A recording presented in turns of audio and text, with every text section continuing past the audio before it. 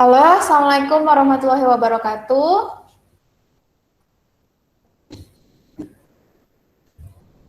Halo, apa kabar nih? Udah ada Hasna sama Dinda ya. Nggak apa-apa, kita langsung aja mulai ya. Karena sudah jam 2:11. Kita mulai aja. Apa kabar nih Dinda sama Hasna? Baik, Kak. Baik, Alhamdulillah. Semoga sehat-sehat selalu ya Dinda sama Hasna. Tetap semangat belajarnya.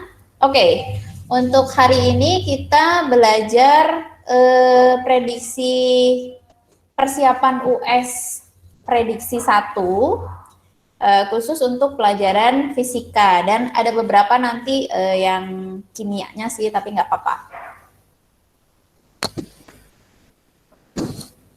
Nah, kita mulai. Sebelum kita mulai, marilah kita berdoa menurut agama dan kepercayaan masing-masing. Semoga apa yang kita dapatkan hari ini bermanfaat.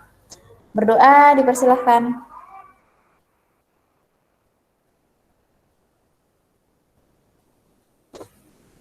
Berdoa selesai. Kelihatan nggak dek slide-nya? Kelihatan. Kelihatan ya? Oke. Persiapan US 1. Ada di, oh ya, soalnya yang ini nih. Perhatikan tabel berikut ini. Ada besaran turunan dan ada besaran pokok. Ada luas, turunannya ada panjang.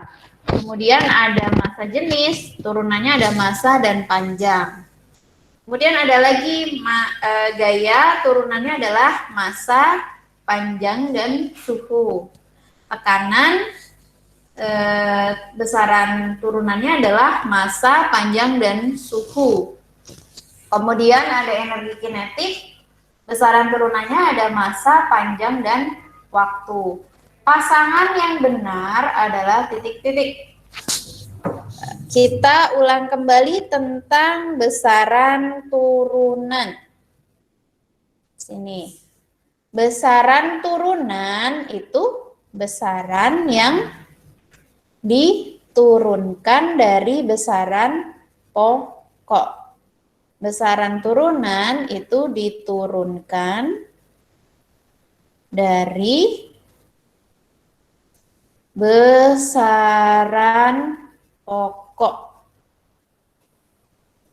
Besaran pokok ada 7 kan, dulu pernah kan di kelas 7 belajar besaran pokok ada 7. Besaran pokok ada 7 macam. Ada apa aja di sini? Ada 1, ada massa. Massa satuannya kilogram. Kemudian ada panjang. Panjang satuannya meter. Kemudian ada massa, panjang, waktu. Satuan dalam SI adalah second. Terus kuat arus. Satuannya adalah ampere. Kemudian ada apa lagi nih? Panjang, massa, waktu, kuat arus. 1, 2, 3, 4. 3 lagi berarti. Apalagi nih, ada yang ingat?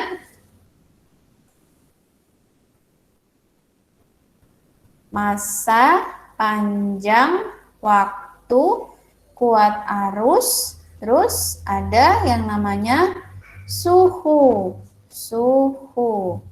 Satuannya adalah Kelvin ya kalau dalam SI. Kemudian ada lagi intensitas cahaya. Satuannya kandela atau disingkatnya dengan CD.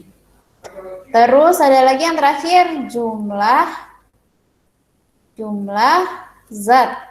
Satuannya adalah mol. Nah, ini merupakan 7 besaran pokok. Nah, di tabel ini kita disuruh membuktikan apakah luas adalah turunan dari besaran panjang, terus massa jenis apakah turunan dari massa dan panjang, dan seterusnya sampai dengan energi kinetik apakah turunan dari massa, panjang, dan waktu. Kita ulas satu-satu di sini. Ada luas. Luas itu misalnya kita ambil luas bangun persegi panjang misalnya ya. Nah, persegi panjang itu luasnya panjang dikali dengan lebar. Ini contoh contoh bangunnya adalah persegi panjang. Panjang dikali lebar. Lebar di sini termasuk satuan panjang. Ya kan, kalau ditanya misalnya, lebar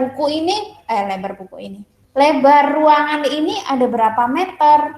Oh, meter itu adalah satuan panjang, berarti lebar di sini termasuk satuan dari panjang.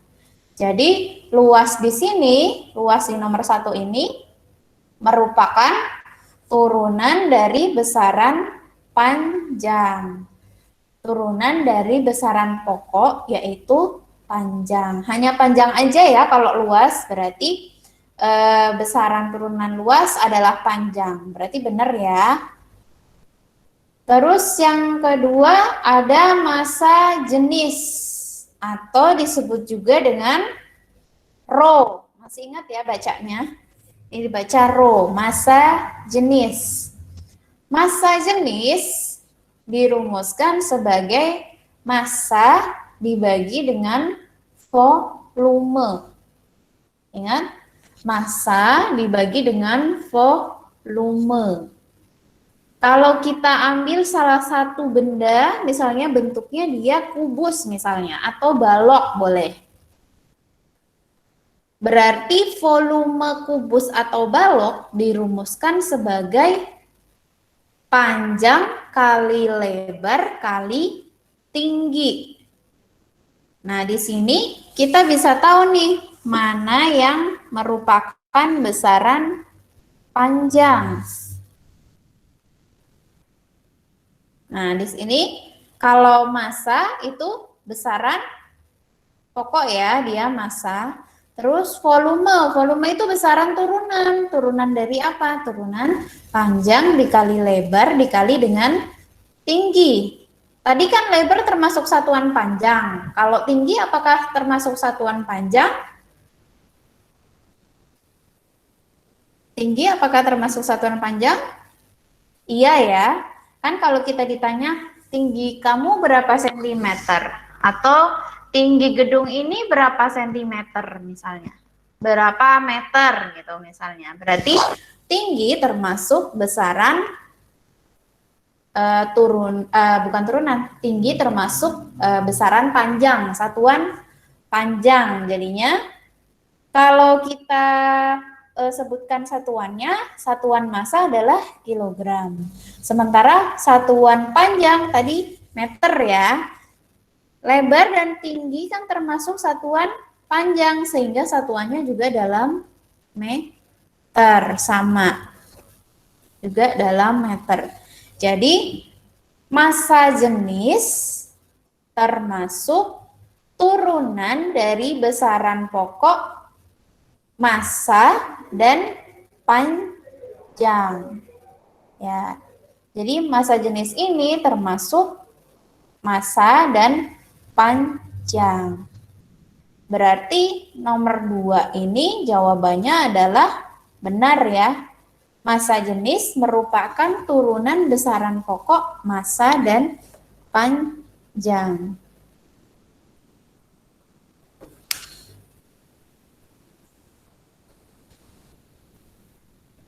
Dek, di slide kelihatan slide-nya enggak? Maaf Kak, di aku slide-nya nggak jalan. Oh, nggak jalan ya? Bentar-bentar. Di kakak kok nggak jalan juga ya di sini? Bentar ya, kakak close dulu.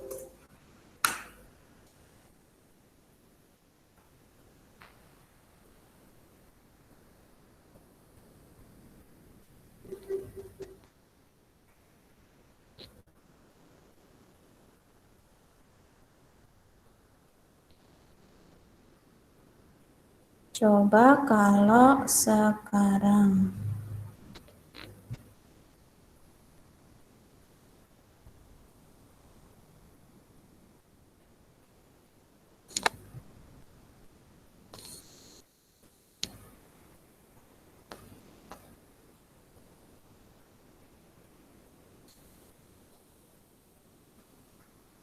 Kalau sekarang kelihatan. Kelihatan. Kelihatan. Tapi bisa jalan nggak sih? Kok di kakak nggak bisa jalan ya? Slide-nya tuh kelihatan gitu, slide-nya nggak bisa di slideshow gitu loh, Dek. Tapi di laptop kakak di sini kelihatan slideshow-nya. Di sini nggak bisa ya? Bentar. Adakah yang salah? Coba. Kalau gini bisa.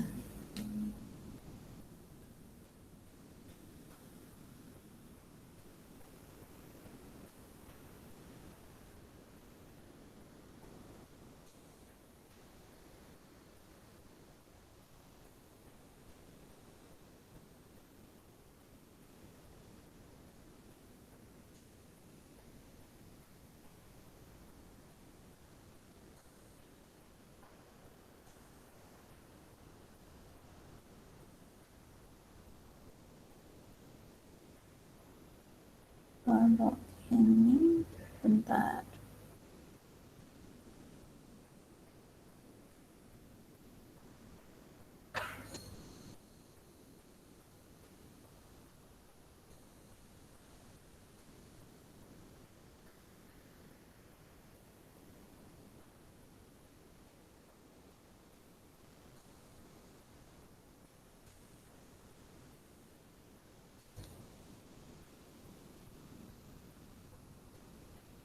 Kalau sekarang udah kelihatan. Tapi kelihatannya kok nggak bisa slideshow ya? Tunggu sebentar ya. Kakak tanyakan dulu ke bagian IT-nya dulu. Kalian bisa lihat soalnya dulu untuk nomor 1. Di sini jawabannya yang B. Coba kalian kerjain dulu. Bisa nggak? Ambil nunggu sebentar ya.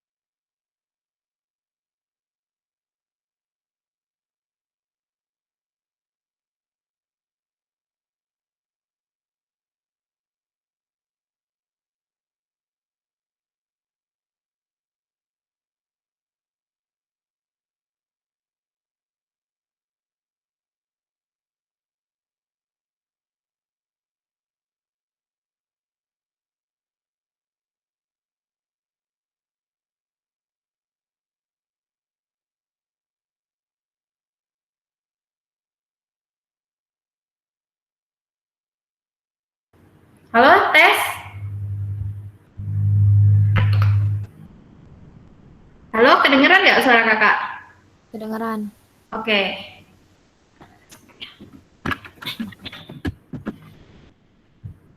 Hmm.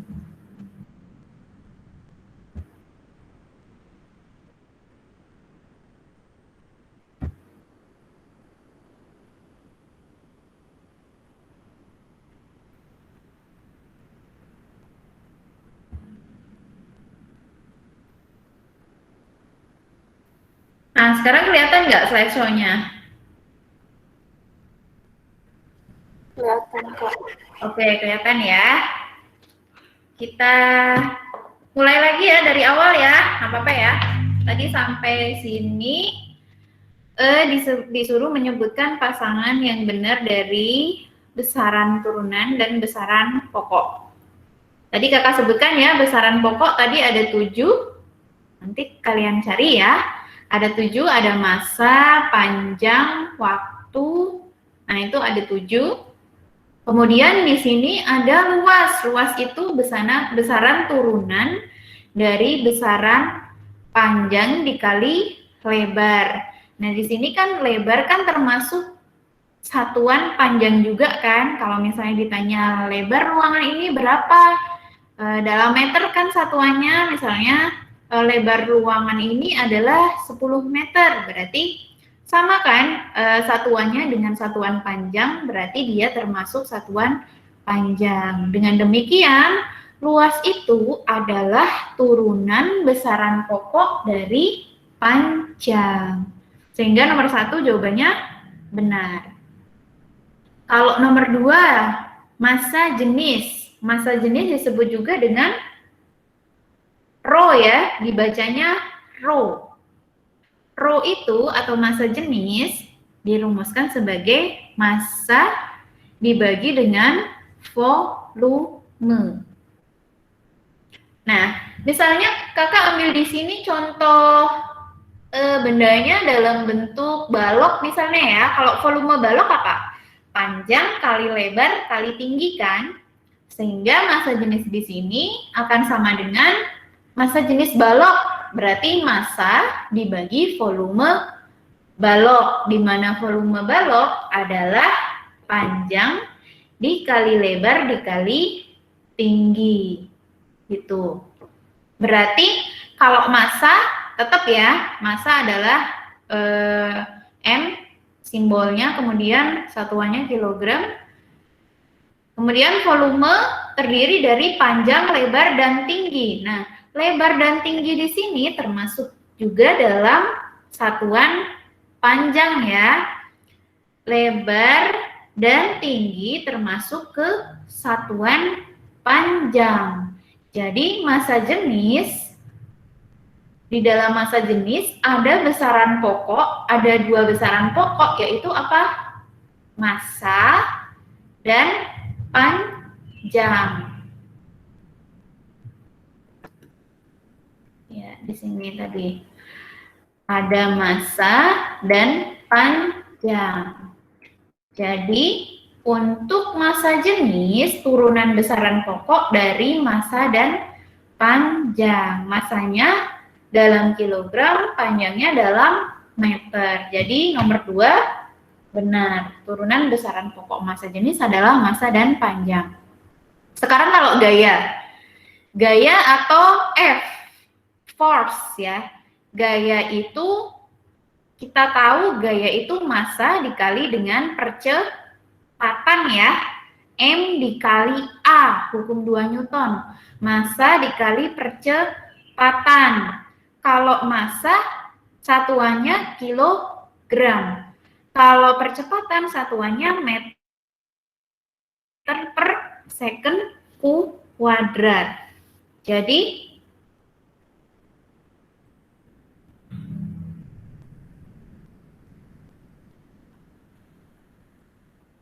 nah di sini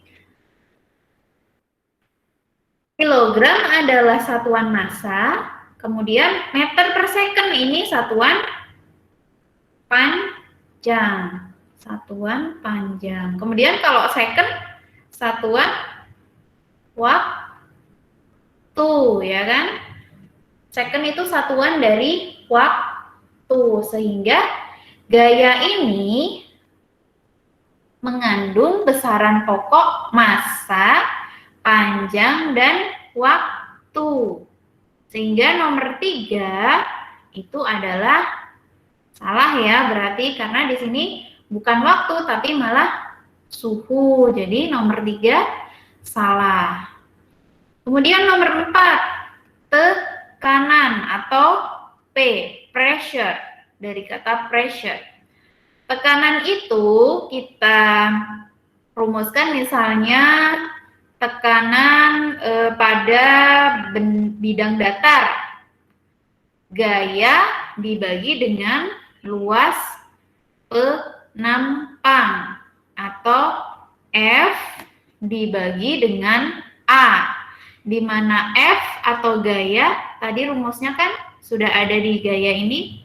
Rumus gaya kan massa dikali percepatan. Luas penampang atau A, ya. Luas penampang atau A. Misalnya luas penampangnya adalah bidang datar berupa persegi misalnya. Kalau persegi kan sisi dikali sisi kan, satuan luas persegi apa? Meter kuadrat. Kalau gaya tadi sudah ya disebutkan di bahasan yang sebelumnya. Di sini gaya satuannya adalah kilogram meter per second kuadrat. Makanya kakak tulis di sini kilogram meter per second kuadrat. Sehingga kalau meter kuadratnya ini naik ke atas, jadinya kilogram, jadinya seperti ini. Kilogram meter pangkat 1, ini kan meter pangkat 1, terus ini dikali dengan 1/m kuadrat, sehingga m kuadrat per s kuadrat gitu. Jadi di sini mengandung apa saja? Ada massa, ada panjang ya, ini meter, kemudian ada waktu. Jadi nomor 4, tekanan mengandung besaran pokok, massa, panjang, dan waktu. Bukan suhu ya, berarti salah nomor 4.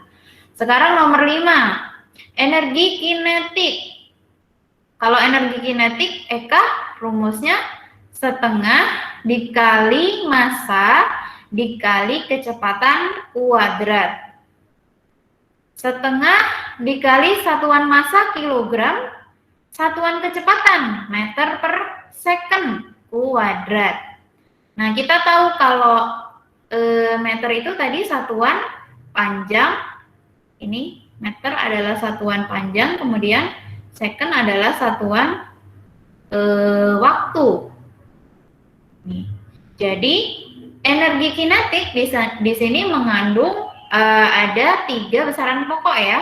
Kilogram berarti apa tuh? Massa, panjang, dan waktu. Sehingga energi kinetik turunan besaran pokok, massa, panjang, dan waktu. Jawabannya benar. Sehingga pasangan yang benar adalah nomor 1, 2, dan 5. Jawabannya yang B. Paham sampai di sini? Ada yang ditanyakan?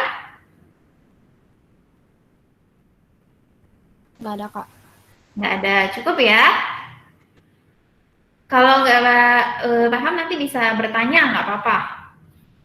Kita lanjut ke nomor 2 ya. Lanjut ke nomor 2. Perhatikan gambar di bawah ini. Ada P, Q, dan N. Pada gambar di atas diketahui wadah P berisi air. Berarti wadah P berisi zat cair ya. Yang P berisi zat cair. Zat cair dengan volume 350 ml. Wadah Q berisi gas dengan volume 500 ml, sedangkan wadah R berisi wadah R berisi memiliki kapasitas volume 750 mililiter. Nah, wadah R ini kosong ya, di sini asumsinya kosong berarti dia berisi udara. Udara kan gas ya. Apabila zat pada wadah P dan Q dipindahkan ke dalam wadah R, maka keadaan yang terjadi adalah titik-titik. Masih ingat ketiga sifat zat. Ada zat padat, cair, dan gas ya. Zat padat ciri-cirinya apa? Zat padat ciri-cirinya adalah mempunyai bentuk dan volume tertentu. Misalnya, balok punya bentuk kan, kotak gitu. Terus bola punya bentuk, punya volume juga. Nah, itu benda padat. Kemudian sifat berikutnya, jarak antar partikel sangat rapat. Jarak antar partikel sangat rapat. Nah, seperti ini. Bentuk partikelnya adalah seperti ini. Sangat rapat. Terus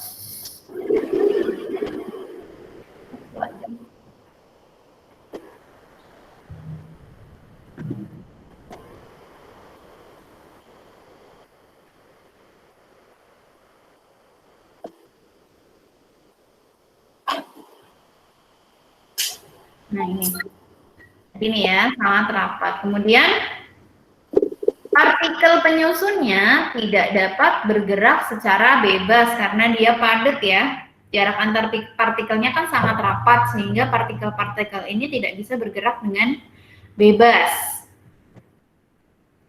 Kemudian untuk benda cair, bentuk dan volumenya bagaimana? Bentuknya tetap bergantung pada media ya. Terus volumenya mempunyai volume tertentu tergantung oleh bentuk wadahnya kalau benda cair. Kemudian partikel penyusurnya agak renggang, lebih renggang daripada benda padat. Nah, partikelnya kayak gini bentuknya untuk benda cair. Kemudian apalagi nih? Udah ya, partikelnya tersusun dan dapat bergerak bebas namun terbatas. Nah, tapi dia lebih renggang daripada yang padat. Itu untuk yang cair. Yang terakhir adalah yang sifatnya gas. Kalau gas tidak mempunyai bentuk dan volume yang tertentu. Artinya dia partikelnya adalah sangat renggang. Jadi dia nggak punya volume. Nggak punya ukuran volume. Dan tidak berbentuk seperti udara gitu kan. Nggak punya bentuk dia. Partikelnya adalah tersusun seperti ini. Dia sangat renggang, jadi mudah bergerak dengan bebas, bergerak sangat bebas.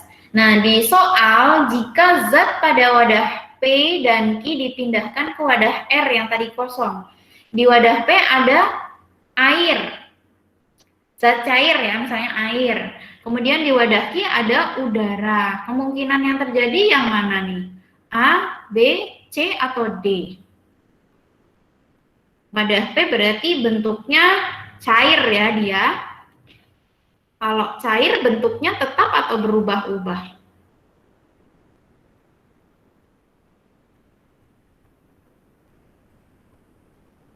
Kalau cair berarti bentuknya berubah ya.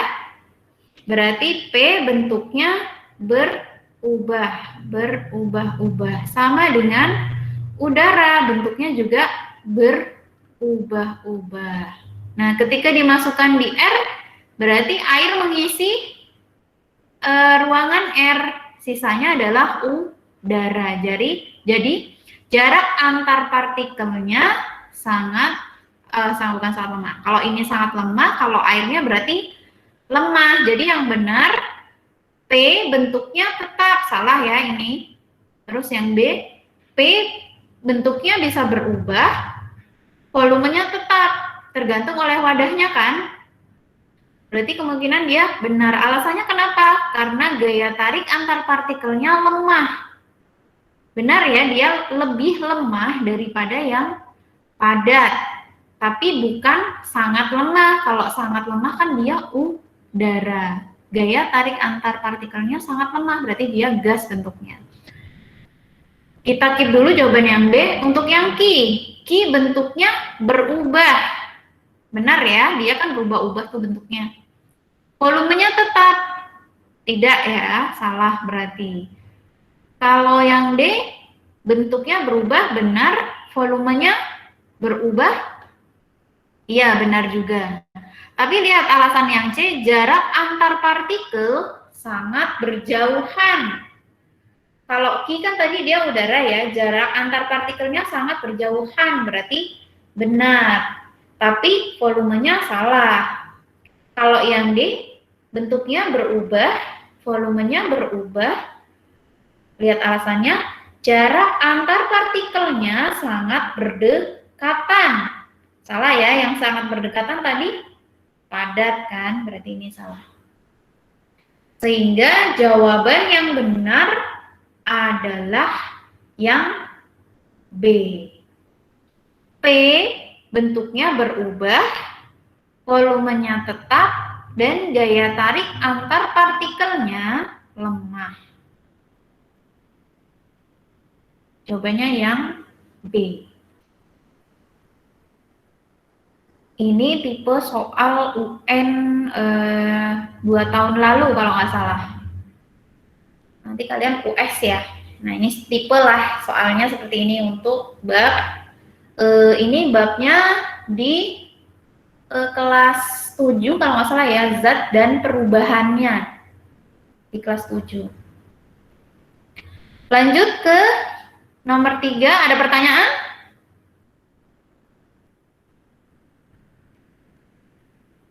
Cukup jelas ya? Kita lanjut ke nomor 3. Saat ibu memasak mie dan telur menggunakan panci, terjadi perubahan-perubahan sebagai berikut ini. Air rebusan menguap dan mengembun di tutup panci. Kemudian yang kedua, telur memadat sehingga bagian putih telur berubah jadi bening menjadi putih. Yang ketiga, panci menjadi panas.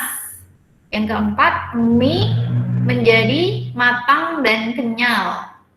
Yang di sini ditanyakan adalah perubahan kimia yang terjadi saat proses memasak. Nah, berarti ini disuruh mencari manakah peristiwa yang termasuk oleh perubahan kimia. Yang termasuk perubahan kimia yang mana peristiwanya? Coba ingat lagi, perubahan kimia itu adalah perubahan yang menyebabkan terbentuknya materi atau zat baru. Materi atau zat baru ini sifatnya berbeda dengan sifat zat sebelumnya. Nah ini, berbeda dengan sifat zat sebelumnya artinya dia ketika ada perubahan kimia, tadinya bentuknya cair, kemudian dia memadat, dia nggak bisa balik ke cair lagi misalnya. Kalau udah memadat, ya tetap memadat gitu. Tapi kalau misalnya dia aslinya adalah bentuknya cair, kemudian memadat, terus ketika mencair lagi dia bentuknya air misalnya. Nah itu namanya bukan perubahan kimia, tapi perubahan fisika. Dia balik lagi ke bentuk semula, ke sifat zat semula. Kalau kimia setelah dia berubah, dia tidak bisa kembali ke sifat zat mula-mula atau sifat zat sebelumnya. Nah, berarti kita analisis satu-satu ya. Untuk ya ini, zat tersebut tidak dapat kembali ke keadaan semula maksudnya. Coba untuk kasus yang pertama. Kasus pertama, air rebusan menguap dan mengembun di tutup panci. Kalau menguap dan mengembun, ketika menguap air itu bentuknya masih cair ya. Ketika menguap dia jadi uap. Uapnya menjadi uap air. Berarti dari air setelah direbus menguap jadi uap. Nah, uapnya itu kan berupa titik-titik air juga kan? Dan mengembun ditutup panci. Jadi bentuk uap dan embunnya ini adalah cair juga kan? Berarti dia termasuk perubahan fisika. Kenapa? Karena kan mula-mula dia bentuknya air. Ya kan? Mula-mula dia bentuknya air. Terus setelah direbus air. Setelah direbus dia berubah menjadi uap air. Nah, uap air ini berubah menjadi embun. Berubah menjadi embun. Embun ini kan bentuknya zat cair kan? Zat cair, sehingga dari air berubah wujud jadi uap air, balik lagi ke air lagi, sehingga dia berubah ke wujud sebelumnya, sifat zat sebelumnya, sehingga dia disebut dengan perubahan fisika. Artinya tidak mengubah bentuk yang mula-mula menjadi bentuk baru. Jadi dia termasuk perubahan fisika. Nah, untuk yang kedua, telur memadat sehingga bagian putih telur berubah dari bening menjadi putih. Tadinya bening ya kalau telur mentah, terus setelah direbus dia kan jadi putih kan. Berarti dia awalnya dia cair, kemudian padat jadi putih. Nah, kira-kira kalau dipanaskan lagi si putih telur itu kembali lagi bening enggak? Enggak kan? Berarti dia berbeda dengan sifat zat sebelumnya. Sebelumnya kan cair, setelah direbus jadi padat. Nah, setelah padat ketika dipanaskan lagi apakah berubah jadi cair telurnya? Tidak kan? Berarti dia termasuk perubahan kimia. Iya, pintar. Kimia. Jadi dia tidak bisa berubah ke cair lagi. Kalau yang ketiga, panci menjadi panas. Kira-kira perubahannya fisika atau kimia? Ada yang tahu? Pancinya menjadi panas. Pancinya berubah nggak? Pancinya meleleh? Bisa jadi sih, tapi jarang terjadi ya. Pancinya nggak meleleh kan? Fisika. Iya, fisika. Fisika? Oh iya, betul, fisika. Jadi si panci ini kan setelah dipanaskan suhunya, dia tidak berubah, nggak mencair juga kan setelah dipanaskan. Dia bisa mencair dengan suhu tertentu, suhunya 1000 derajat Celcius misalnya. Nah, itu baru bisa meleleh ya. Kalau memasak kan nggak mungkin apinya sampai 1000 derajat Celcius ya. Jadi pancinya wujudnya masih tetap panci, hanya bedanya dia berubah suhunya dari dingin menjadi panas. Tapi untuk wujud bendanya dia masih tetap dalam bentuk panci ya, dalam bentuk logam. Berarti dia termasuk perubahan fisika. Nah, yang keempat, mie menjadi matang dan kenyal. Perubahan fisika atau kimia?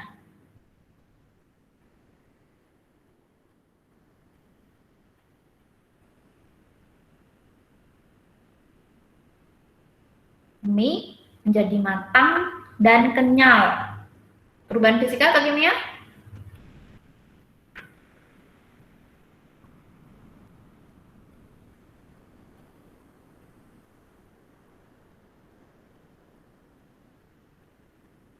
Ada yang tahu? Perubahan fisika atau kimia? Mie menjadi matang dan kenyal. Kira-kira? Kimia. Kimia. Karena kalau mie direbus kan matang tuh. Setelah matang didiemin, apa dia balik padat lagi? Enggak kan? Berarti mie kalau dipanaskan menjadi matang itu termasuk perubahan kimia. Paham ya? Jadi yang termasuk perubahan kimia adalah yang nomor 2 dan 4. Jawabannya yang D. Begitu.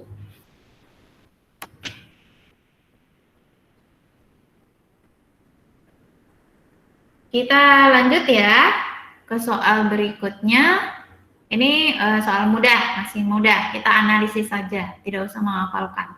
Intinya kalau fisika, dia tadi apa? Fisika nggak berubah ya wujud zatnya.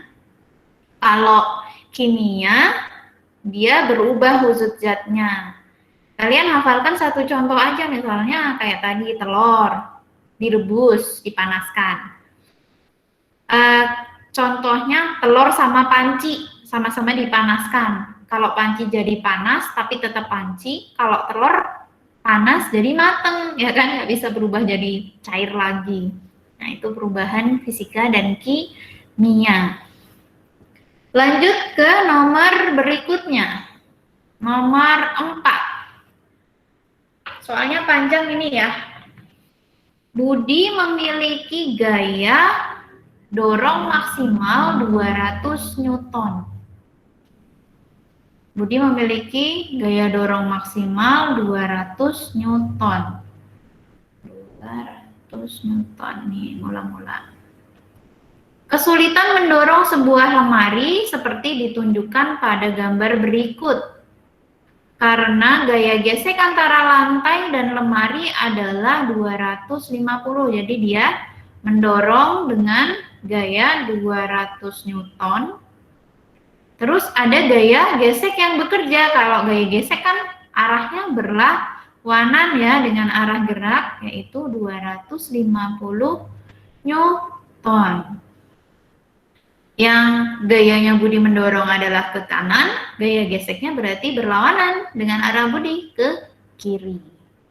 Untuk membantu Budi harus ada 5 orang dengan kemampuan, untuk membantu ada 5 orang dengan kemampuan gaya dorong maksimum masing-masing ditunjukkan pada tabel.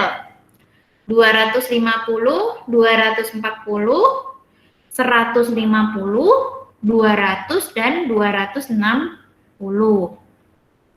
Nah, sekarang agar lemari dapat didorong dengan usaha 7.000 Joule dan berpindah sejauh 10 meter, maka orang yang dapat menolong Budi kira-kira siapa? Paham nggak maksud soalnya? Jadi si Budi mendorong lemari. Nah, supaya lemari ini berpindah sejauh 10 meter, usahanya adalah harus sebesar 7.000 Joule. Sementara kalau Budi dorong sendiri kan dia nggak kuat, makanya dia butuh bantuan dari temannya. Nah, kira-kira teman yang mana yang bisa mendorong? Nah, ini materi tentang usaha. Nah, materi tentang usaha. Di mana usaha itu W sama dengan gaya dikali perpindahan. F-nya adalah gaya, S-nya adalah perpindahan. Sementara W adalah usaha. Nah, ini dia. F adalah gaya, W adalah usaha, S adalah perpindahan. Dia berpindah ya dari titik satu ke titik yang lainnya. Ingat, kalau di fisika yang terpenting adalah satuan. Satuannya gaya Newton. Usaha Joule, perpindahan meter. Kemudian yang diketahui apa nih? Gaya usaha yang diperlukan tadi 7.000 ya, biar lemarinya berpindah. Berpindah sejauh 10 meter, S-nya 10 meter. Kemudian gayanya Budi adalah 200 Newton. Sementara gaya geseknya adalah 250 Newton. Nah, kita tahu usaha itu adalah gaya dikali dengan perpindahan. Sekarang kita mau cari berapa gaya yang diperlukan supaya lemari ini berpindah sejauh 10 meter. Usahanya kan tadi 7.000 joule. Nah, di sini usahanya 7.000 joule. Kemudian berpindahnya 10 meter. Maka berapakah gayanya? Berarti gaya sama dengan 7.000 dibagi 10. Hasilnya adalah 700 Newton. Berarti diperlukan gaya 700 Newton. Sementara gayanya Budi hanya 200 ya. Gayanya Budi kan hanya 200. Udah gitu dikurangin sama gaya gesek ke kiri, 250 Newton. Sehingga gayanya minus ya logikanya. Kan gayanya Budi kan 200. Sementara ada gaya gesek 250. Berarti kurang gaya 50 untuk sama dengan gaya geseknya ya. Jadi kita cari dulu nih jumlah gaya yang bekerja supaya lemari ini bergerak. Berarti gayanya yang bekerja di sini adalah gayanya Budi, gaya dikurangi gaya gesek, ditambah teman kan, gaya teman. Berapakah yang diperlukan? Ini F temannya, nah inilah yang dicari. Kita masukkan ya. Tadi kan gaya yang diperlukan 700 Newton, ya kan? Berarti 700 dikurangi gayanya Budi 200, dikurangi gaya gesek, ditambah gaya teman. Nah, kenapa ini gaya gesek yang negatif? Karena ini kenapa nih? Negatif karena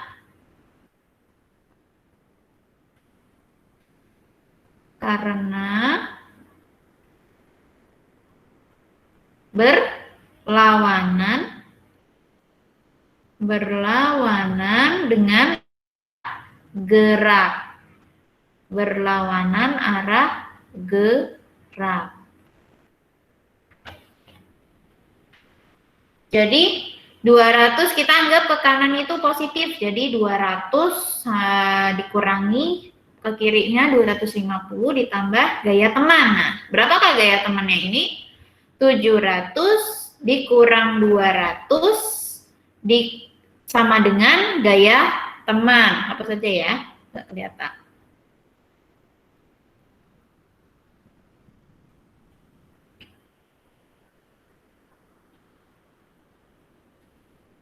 Nah, ini negatif tadi karena berlawanan arah gerak. Nah, sekarang kita cari F temannya berarti hasilnya berapa tuh? F temannya hasilnya berapa?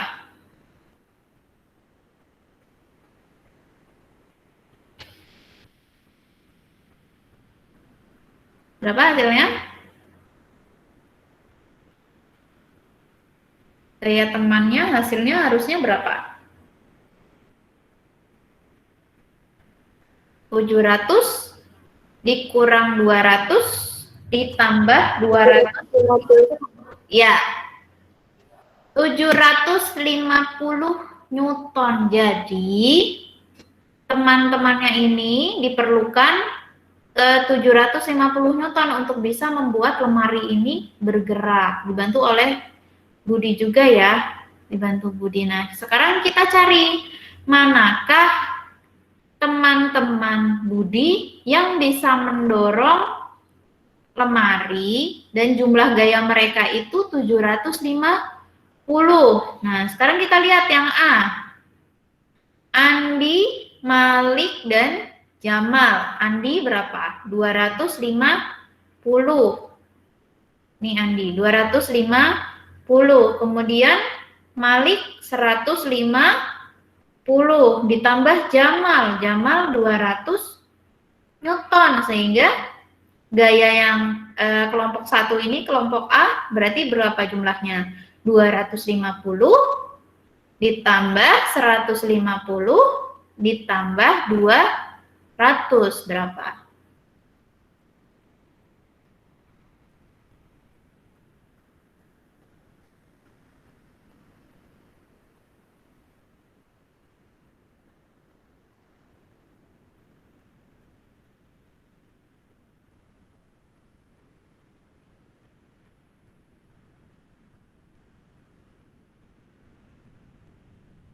Berapa gaya Andi, Malik, dan Jamal? 600. Iya, Andi, Malik, dan Jamal gayanya adalah 600 Newton. Nah, sekarang dicari coba yang kelompok B, kelompok C, sama kelompok D. Kira-kira yang memenuhi 750 itu kelompoknya siapa? Kelompok A kah, kelompok B kah, kelompok C kah, atau D kah? Kalau A berarti enggak ya, kan 600, padahal sebenarnya yang dibutuhkan adalah 750. Berarti masih kurang kan? Masih kurang 150. Berarti kelompok A tidak memenuhi untuk membantu Budi. Kira-kira kelompoknya siapa nih? Kelompok mana? D. D. Edi, Zidan, dan Andi. Coba kita lihat ya. Edi, Malik, dan Zidan ketemu 650. Andi, Jamal, dan Malik lah sama ya, sama yang A. 600 juga. Edi, Zidan, dan Andi 750 ya. Benar, berarti yang D ya.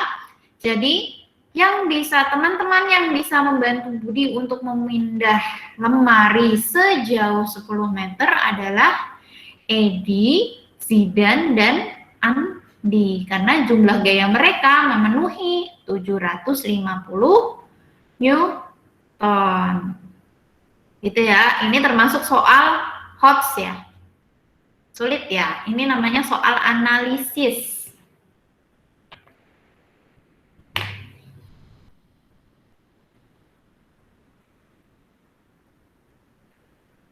Ada yang ditanyakan? Teman-teman? Aku nggak ada. Oke. Dinda ya. Dinda tadi ada ya Dinda ya? Kakak absen coba. Dinda ada tadi ya yang jawab. Terus Hasna ada Hasna? Hasna? Halo? Ada Kak. Ada. Halo. Andi? Andi Tori?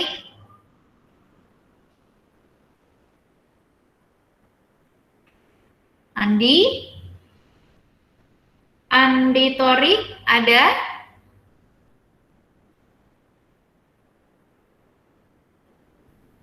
Diandra Gijarti ada?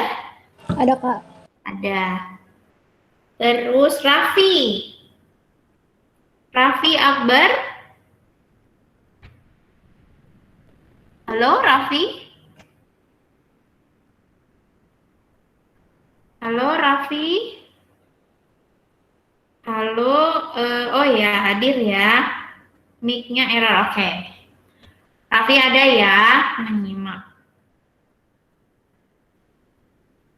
Kita lanjut ya ke soal berikutnya. Nomor 5. Seorang atlet terjun bebas seperti pada gambar berikut. Jika massa atlet adalah 50 kg dan percepatan gravitasi di tempat tersebut adalah 10 meter per second kuadrat, maka perbandingan energi potensial dan energi kinetik di titik B dari permukaan air, berapakah dia? Disuruh mencari perbandingan energi kinetik dan energi potensial. Oh kebalik, energi potensial dan energi kinetik. Nah, sekarang kita tahu kalau energi potensial itu massa dikali gravitasi dikali dengan ketinggian. Ini ya, M-nya adalah massa, terus G-nya adalah gravitasi, Gravitasi, percepatan gravitasi ya. Terus hanya adalah ketinggian. Sementara untuk energi kinetik setengah mv kuadrat. M-nya adalah massa, V-nya adalah kecepatan. Oke, kita berhenti sejenak ya.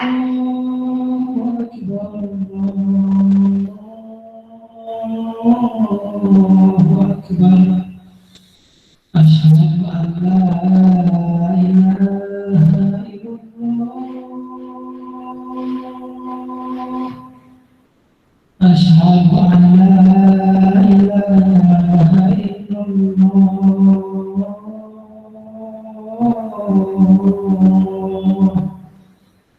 Asyhadu anna Muhammadar Rasulullah. Asyhadu anna Muhammadar Rasulullah.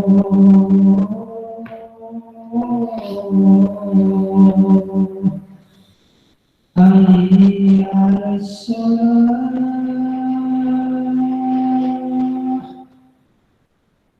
Hayya 'alas shalah.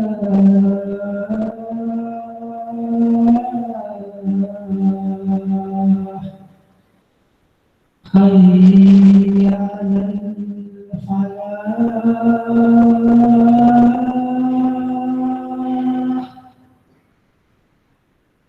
Hayya 'alal falah. Allahu akbar.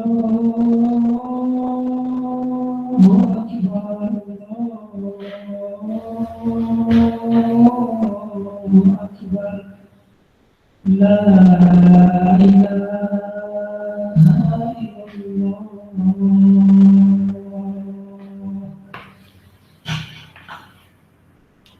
Oke, lanjut di soal nomor 5. Diketahui massa atletnya 50 kg. Percepatan gravitasinya adalah 10 meter per second kuadrat. Kemudian tinggi loncatannya 8 meter. Kemudian ketinggian jarak dari A ke B adalah 3 meter. Tapi ada yang kurang di sini variabelnya apa nih? Untuk mencari energi kinetik kita membutuhkan kecepatan. Jadi kecepatan atlet ini meluncur dari A ke B itu nggak diketahui ya di sini. Jadi bonus nih soal nomor 5 karena dia nggak ada kecepatan ya, sehingga kita tidak bisa mengerjakan untuk energi kinetiknya. Yang bisa kita kerjakan adalah energi potensialnya. Nah, jadi kalau dikerjakan, kita mau mencari energi potensial tadi kan potensial apa? M massa dikali gravitasi dikali dengan ketinggian. Ketinggiannya berarti dari air ke posisi B. Ini dia ketinggiannya. Ini H B ke permukaan. Jadi energi potensial gravitasi yang dialami oleh atlet adalah 50 dikali 10 dikali 10 dikali H-nya. H-nya berarti berapa? H dari permukaan ke B, ke posisi B.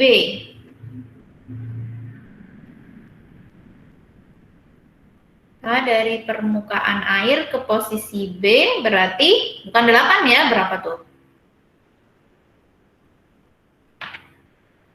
Berarti 8 dikurangi 3 ya kan? 8 dikurangi 3 sehingga energi potensialnya adalah 500 dikali 5. Hasilnya adalah 2500 Joule. Nah, ini yang bisa dikerjakan hanya energi potensialnya saja berarti ya. Anulir nomor 5. Dek, kakak lebihin 10 menit ya. Tadi kan berhentinya lumayan lama tuh. Nggak apa-apa ya. Kita next ke soal selanjutnya. Next ke soal selanjutnya, nomor 6. Oke, kita bahas satu soal ini lagi ya, satu soal lagi yang ini.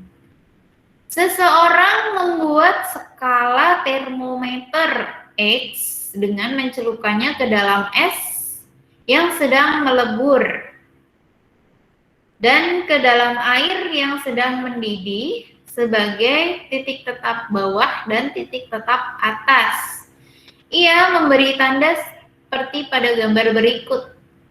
Termometer X dicelupkan ke dalam air yang bersuhu 20 derajat X. Jika diukur dengan reamur, suhu air tersebut adalah titik-titik. Jadi, pada soal disebutkan termometer ini ada dua termometer, X dan R. Nah, titik tetap atas adalah ketika air mendidih. Nah, ketika suatu zat itu mendidih sebagai titik tetap atas. Untuk tetap bawahnya ditentukan oleh es yang melebur. Jadi termometer X ini menunjukkan angka 30 derajat ketika air mendidih. Terus ketika es melebur atau es membeku, dia suhunya adalah min 10 derajat. Kalau termometer reamur, kita tahu ya batas bawahnya adalah 0 derajat ketika es melebur. Kemudian suhu air ketika dia mendidih pada termometer reamur terbaca 80 derajat. Nah, ketika itu si orang ini mencelupkan termometer X ke dalam air dan menunjukkan suhu 20 derajat X ya, berarti 20 derajat X. Yang ditanyakan, kalau air tersebut, air yang katanya suhunya 20 derajat X ini diukur menggunakan termometer reamur, maka berapakah suhunya? Seperti itu logikanya ya. Jadi kita pakai perbandingan di sini. Perbandingannya berarti ada dua macam. Ada termometer X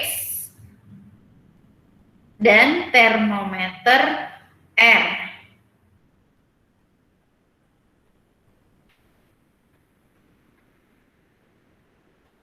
Di termometer X, titik tetap atas dikurangi suhu yang ditunjukkan dibagi dengan gini. Nah,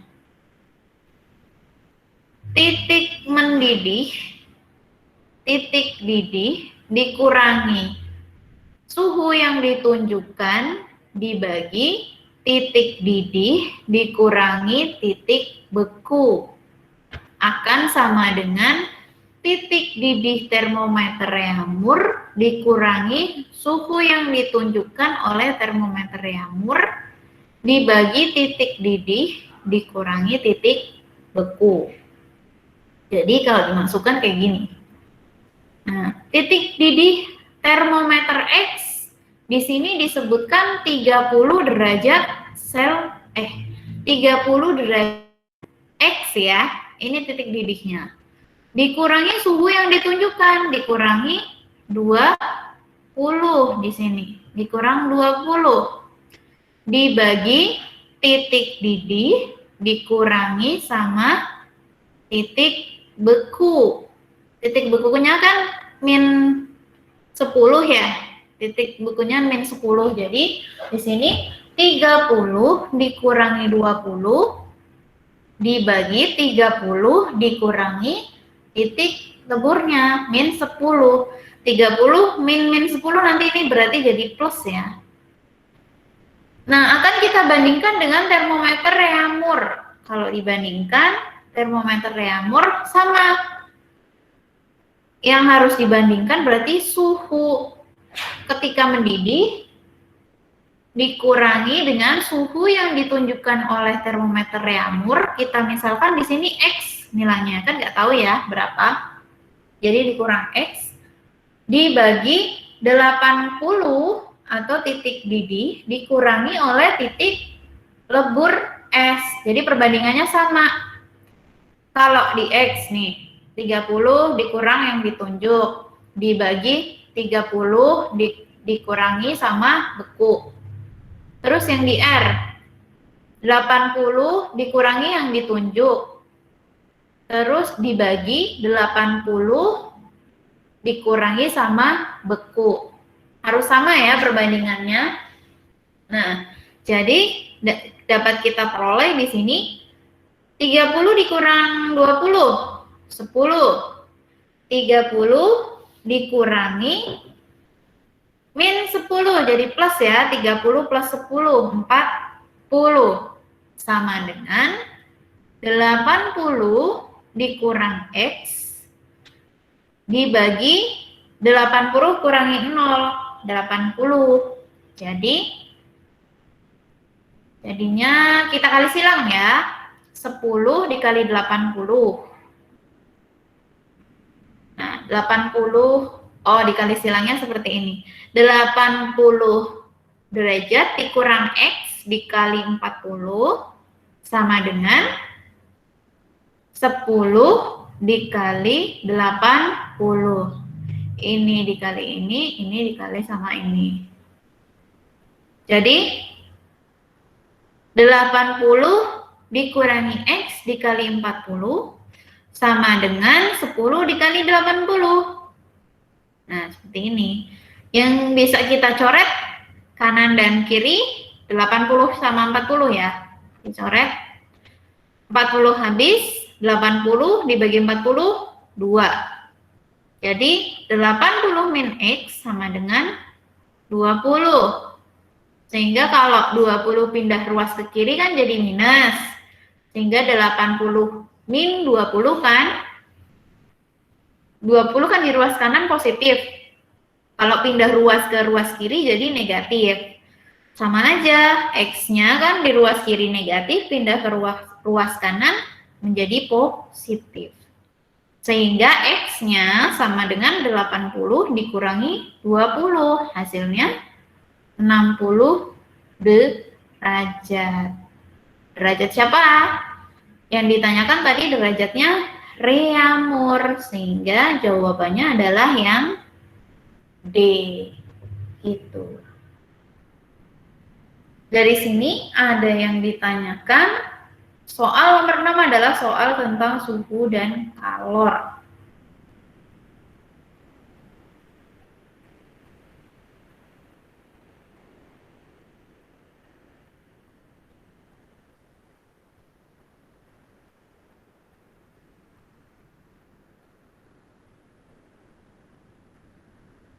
Nggak ada, Kak. Nggak ada? Oke. Kalau tidak ada pertanyaan, Kakak cukupkan sekian dulu ya. Nanti kita lanjut lagi di pertemuan selanjutnya. Insya Allah semoga tidak ada kendala lagi seperti tadi ya. Kakak secara pribadi mohon maaf jika tadi ada kendala teknis sedikit. Namanya juga belajar online ya. Pasti ada kendalanya. Jadi di sini kita sampai nomor 6 ya, nggak apa-apa, kita dapat sedikit tapi masuk semuanya insya Allah. Oke adik-adik, kita tutup sampai di sini dulu. Ada kurang lebihnya mohon maaf. Assalamualaikum warahmatullahi wabarakatuh. Waalaikumsalam warahmatullahi wabarakatuh. Makasih, Kak. Iya, sama-sama.